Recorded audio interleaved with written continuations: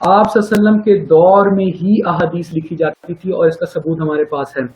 حضرت ابو ہریرہ رضی اللہ عنہ کہتے ہیں کہ میں آپ صلی اللہ علیہ وسلم کی احادیث سنا کرتا تھا، اور عبداللہ بن عمر بن عاص جو ہیں حضرت عمر بن عاص کے بیٹے، وہ احادیث لکھا کرتے تھے، اور ان کے پاس احادیث زیادہ ہیں۔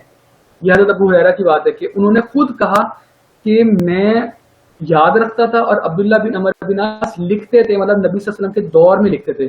اب وہ حدیث آپ میں سے پوچھے کہ ان حدیثوں کا کیا ہوا جس میں آپ صلی اللہ علیہ وسلم نے منع فرمایا تھا، آپ اگر اس کا کانٹیکسچوئل فریم ورک دیکھیں ان حدیث کا کہ وہ کس وقت کی ہیں، تو آپ کو پتہ چلتا ہے کہ یہ وہ ٹائم تھا جب قرآن پاک نازل ہو رہا تھا، قرآن ابھی پورا نہیں اترا تھا۔ تو آپ صلی اللہ علیہ وسلم کو یہ ڈر تھا کہ کوئی حدیث کو قرآن کی آیت سمجھ کے نہ داخل کر دے، ٹھیک ہے۔ تو آپ صلی اللہ علیہ وسلم نے اس ٹیمپریری وقت کے لیے منع فرمایا تھا۔ آپ کہیں کہ آپ کو کیسے پتا ٹیمپریری وقت کے لیے فرمایا تھا، بعد میں کیوں نہیں؟ کیونکہ بعد میں ہمیں روایتیں ملتی ہیں جس میں آپ صلی اللہ علیہ وسلم نے لکھنے کا حکم دیا ہے۔ عبداللہ بن عمر بن عاص کی بات ہو رہی ہے، ان کو کچھ قریش کے لوگوں نے کہا کہ آپ رسول اللہ صلی اللہ علیہ وسلم سے ہر چیز ہی لکھ لیتے ہیں، کبھی وہ اچھے موڈ میں ہوتے ہیں، کبھی وہ غصے میں ہوتے ہیں، آپ ایسا نہ کیا کریں۔ تو عبداللہ بن عمر بن عاص نے حدیثیں لکھنی چھوڑ دی۔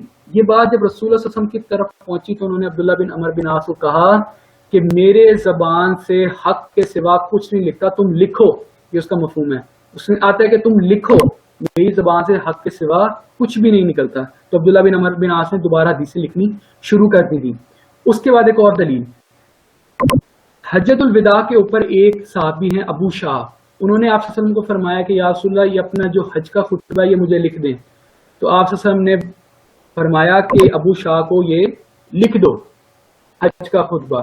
تو اس سے بھی آپ لکھنے کی ہمیں حجیت کا پتہ چل جاتا ہے۔ ایک اور حدیث یہاں پہ لکھی ہے، عبداللہ بن عمر says we were sitting near Prophet of Allah صلی اللہ علیہ وسلم and were writing in this manner was asked کہ which city will be conquered first، کہ روم کا سٹی پہلے فتح ہوگا یا کنسٹینٹینوپل کا پہلے فتح ہوگا۔ تو آپ سے فرمایا کہ ہرکلس کا جو شہر ہے وہ پہلے فتح ہوگا، اور یہ امام بیہقی کی کتاب ہے دلائل النبوہ جس میں انہوں نے یہ تمام احادیث جمع کی ہیں، پروفیسی جو آپ صلی اللہ علیہ وسلم کی ہیں جو سچ ثابت ہوئی ہیں، 3 جلدوں میں وہ کتاب ہے۔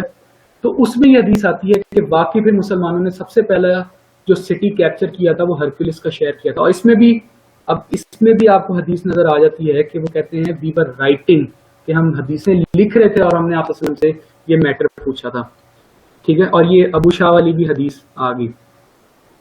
حضرت علی کے پاس حضرت علی کی بھی حدیث ہے کہ ان کے تلوار کے اندر ایک ڈاکومنٹ تھا، تو ان سے لوگوں نے پوچھا کہ اللہ کے رسول آپ کو کیا دے گئے؟ انہوں نے کہا کچھ خاص نہیں، لیکن اللہ کی کتاب اور یہ جو میری تلوار میں احادیث ہیں یہ ہے میرے پاس، اور وہ ہمارے پاس احادیث الحمدللہ موجود بھی ہیں۔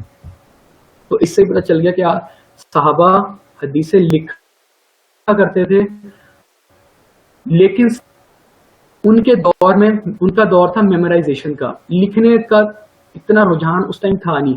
صحابہ کے حافظے اتنے زیادہ مضبوط تھے کہ احادیث میں ملتا ہے کہ وہ نماز میں پیچھے کھڑے ہوتے ہوئے قرآن کی آیات آپ صلی اللہ علیہ وسلم سے زبانی پیچھے سنتے ہوئے یاد کر لیتے تھے۔ ایک صحابیہ کہتی ہیں کہ میں نے آپ صلی اللہ علیہ وسلم کے خطبے میں سورہ کہف اتنی بار سنی کہ مجھے ویسے ہی یاد ہوگی۔ اب ہم خطبے میں سنتے ہمیں یاد نہیں ہوتی، لیکن ان کا حافظہ اتنا مضبوط تھا کہ وہ جو بات سنتے تھے ان کو یاد ہو جاتی تھی۔ اس لیے آپ دیکھیں کہ اور عربک پوئٹری کی اتنے زیادہ اشعار ان کو ایسے زبان پہ رٹے ہوئے ہوتے تھے۔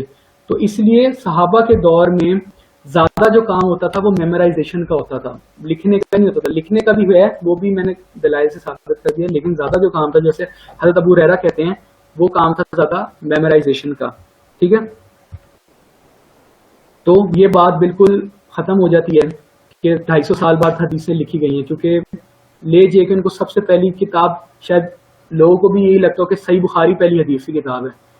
یہاں یہ میرے پاس آپ کو کتاب نظر آ رہی ہے، یہ صحیفہ حمام ابن منبہ، یہ کتاب حضرت ابو ہریرہ کی شاگرد کی کتاب ہے جنہوں نے حضرت ابو ہریرہ سے ڈائریکٹ حدیثیں لکھی ہیں۔ تو یہ کتاب آپ کو سوچ لیں یہ ان کے دور کی کتاب ہے۔